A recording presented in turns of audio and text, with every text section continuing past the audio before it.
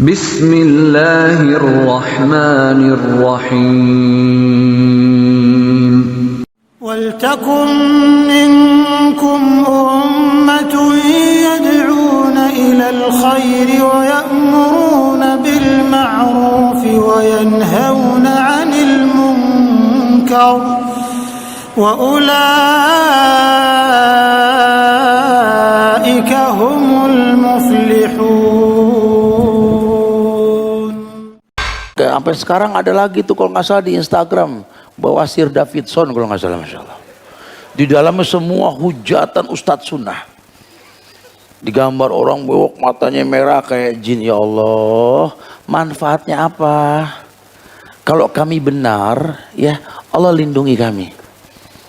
Jangankan kami yang nggak pandai memainkan pedang, ahli yang pandai pun akan mati di ujung pedang. Kami nggak pernah berasa bisa merubah Indonesia dengan sunnah. Tapi kami yakin satu saat nanti Indonesia berkata pernah ada kami di Indonesia. Itu yang kami pikirkan. Jadi kalau Anda ingin merusak negeri ini dengan menghancurkan persatuan anak-anak bangsa, takutlah sama Allah. Kita mohon sama Allah semoga Allah berikan istiqomah sama kita, nggak keluar dari yang namanya sunnah. Sehingga Allah janji man adali walian faqad adzantu bil harbi. Siapa yang menyakiti kekasihku berarti perang melawan aku, kata Allah. Nah, buat ikhwan jangan terpancing dalam hal ini. Kecewa dengan satu guru karena dia berbuat salah, kan dia manusia. Lah kalau Anda cari guru yang nggak punya dosa, yang nggak ada di dunia. Semuanya para penuntut ilmu, kalau dia berbuat salah dia manusia. Ingatkan, nasihatin dia dengan cara yang baik, bukan malah menghalalkan yang diharamkan. Atau sengaja membuat kredit sekalian, dibikin bingung orang menuntut ilmu. Allahu Akbar.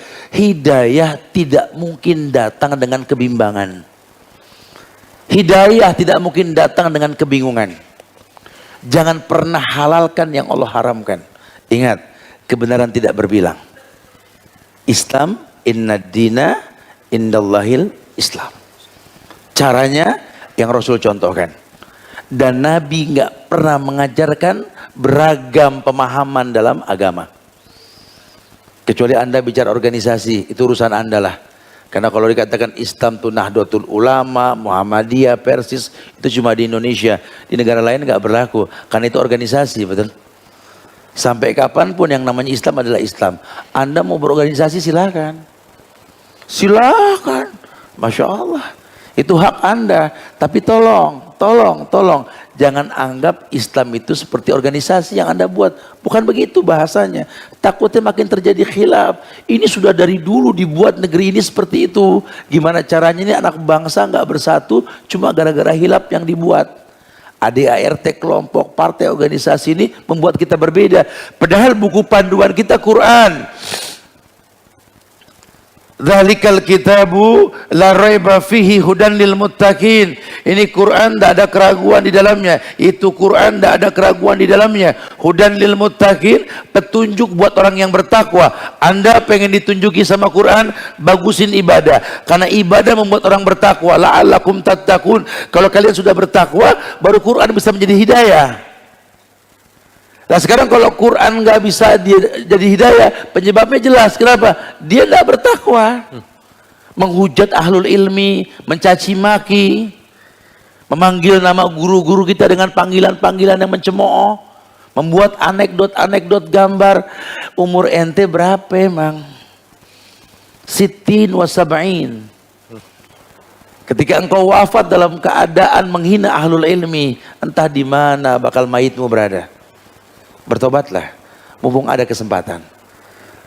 Kecuali kalau sudah disampaikan seperti ini masih nggak berubah, kita serahkan ke Allah. Allah yahdi.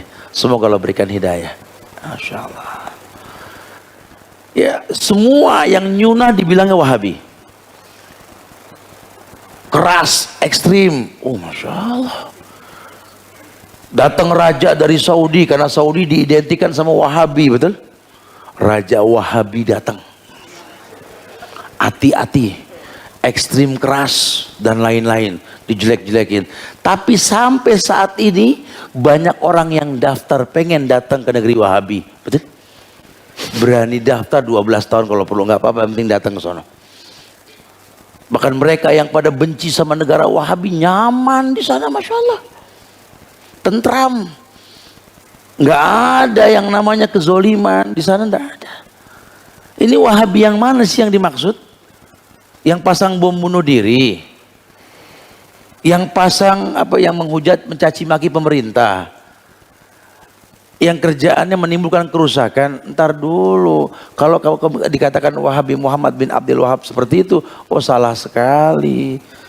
Justru Ikhwan Sunnah di negeri ini mengajarkan negeri ini untuk betul-betul mendoakan pemimpinnya.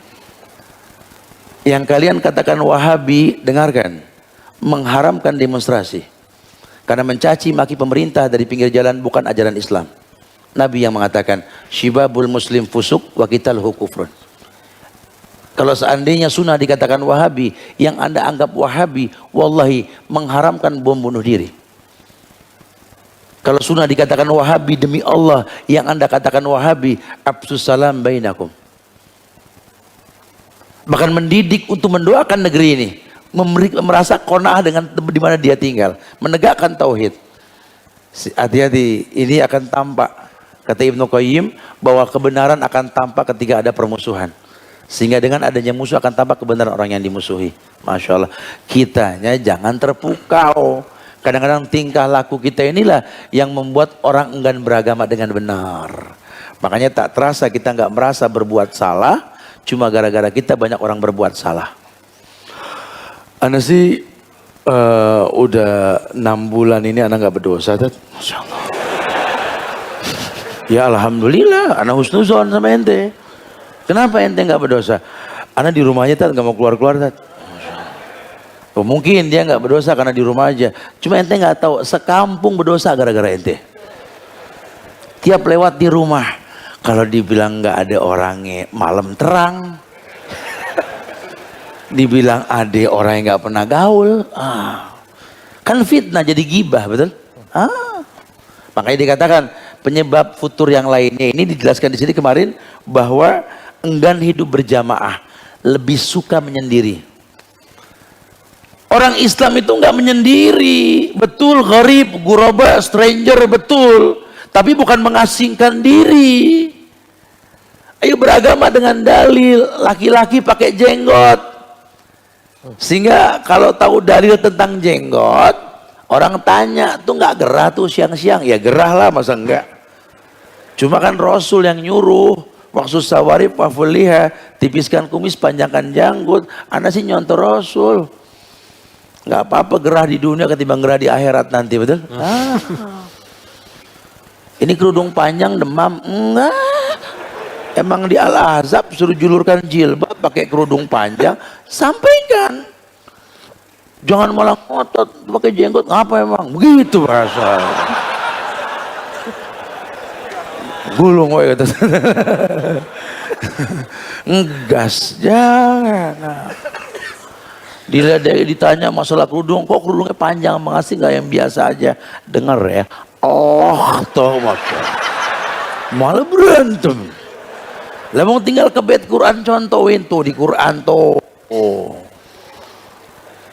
baca tuh. Ibu saya ngelihat saya pakai kerudung panjang, katanya aliran sesat, Tat. Ajak duduk sambil minum, puji, kasih hadiah. Mak, suara mak bagus banget kalau ngaji. Aduh bisa aja, kan begitu ya. Ini mak, surat An-Nur ayat 31, mak baca deh, kangen sama suara mak. Ya mak yang ngaji. Wal yadribna bihumurihin ala juyubihin. Terjemahin mak. Dan hendaklah kerudung menutup bagian dada. Nih mak, nih gitu loh. Kan nyampe itu dakwah. Jadi kalau mak bilang sesat, saya pakai begini, ini Quran menyesatkan mak. Waduh, Masya Allah, itu dakwah. Ya, dengan bahasa yang asik. Karena hidayah nggak datang kecuali ketika kita bikin tenang orang yang didakwai, atau diri kita tenang ketika menyampaikan dakwah. Wallahu a'lam bishawab. ولتكن منكم أمة يدعون إلى الخير ويأمرون بالمعروف وينهون عن المنكر وأولئك